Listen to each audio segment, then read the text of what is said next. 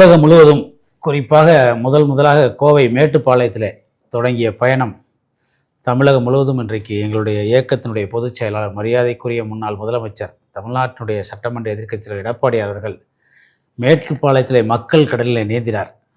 அங்கே மக்கள் தங்கள் இன்னல்களை, குறைகளை, கஷ்டங்களை அவர்கிட்ட ஏதோ ஒரு சொந்த வீட்டு அப்பாட்ட அண்ணன்ட்ட சொல்கிற மாதிரி மக்கள் அவர்கிட்ட வந்து சொல்கிறாரு. அதையெல்லாம் கேட்டுக்கிறாரு.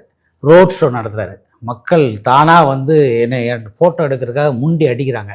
அந்த அந்த சந்தோஷத்தை, அந்த மக்களுடைய மலர்ச்சியை, முக மலர்ச்சியை எப்படி சொல்கிறதுனே தெரில. அந்தளவுக்கு மக்கள் வந்து இன்னல்களையும் இடைஞ்சல்களையும் சந்தித்து இந்த 4.5 வருஷ ஆட்சியில் அவரை வந்து தெய்வமாக பார்க்குறாங்க. இந்த மனுஷன்தான் மீண்டும் தமிழ்நாட்டு முதலமைச்சராக வரணும், இவர் வந்தால் தான் நம்மளுக்கு நன்மைகள் கிடைக்கும், நம்ம எல்லா சலுகைகளையும் அனுபவிக்கலாம், நிறுத்தப்பட்ட தாலிக்கு தங்கம் நம்மளுக்கு கிடைக்கும், மூடப்பட்ட அம்மா உணவு மீன் நம்மளுக்கு வரும், நிறுத்தப்பட்ட விவசாய பயிர் இன்சூரன்ஸ், விவசாய கடன்கள் நம்மளுக்கு திருப்பி கிடைக்கும், வேலைவாய்ப்புகள் நம்மளுக்கு கிடைக்கும், விவசாயிகள், தொழிலாளர்கள், பாட்டாளிகள், உழைக்கும் வர்க்கம், இப்படி அனைத்து தரப்பு மக்களும், சிறுபான்மை மக்கள் குறிப்பாக அங்கே வந்து சிறுபான்மை பொம்பளைங்க ஃபர்தாவை போட்டுக்கிட்டு அவ்வளவு ஆர்வமாக வந்து எடப்பாடியாரை பார்க்குறாங்க.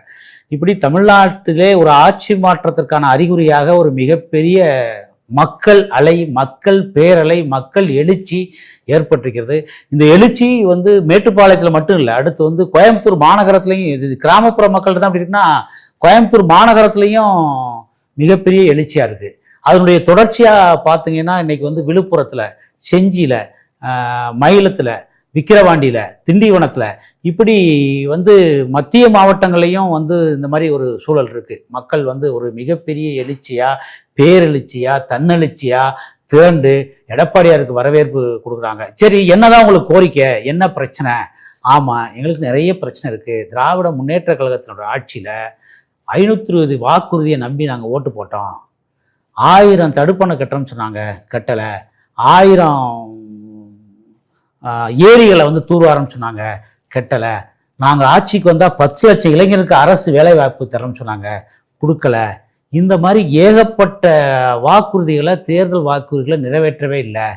அதிமுக ஆட்சியில் குறிப்பாக அம்மா அவர்கள் புரட்சி தலைவர் அம்மா காலத்தில் கொண்டு வந்த வந்து இருசக்கர வாகன மானியம், அந்த அம்மா பெட்டகம்,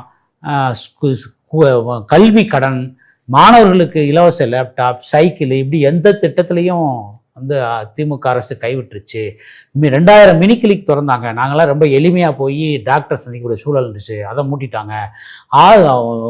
உங்களுக்கு மருத்துவமனைகளை ஒரு தரமற்ற சிகிச்சை அளிக்கிறாங்க. இந்த மாதிரி அனைத்து துறைகளிலும் தோல்வி அடைந்த இந்த ஆட்சியை அகற்ற வேண்டும்.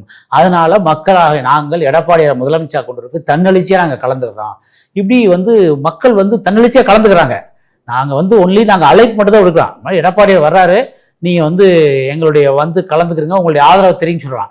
தன்னெழுச்சியாக குடும்பமாக பிள்ளைகளை தூக்கிக்கிட்டு வந்து ஃபோட்டோ எடுக்கிறாங்க, வந்து வர்றாங்க, அவரை வந்து கட்டி பிடிக்கிறாங்க, அவரை வந்து வாழ்கன்னு சொல்கிறாங்க. ஒரு மிகப்பெரிய பேரெழுச்சி அங்கே காணப்படுது.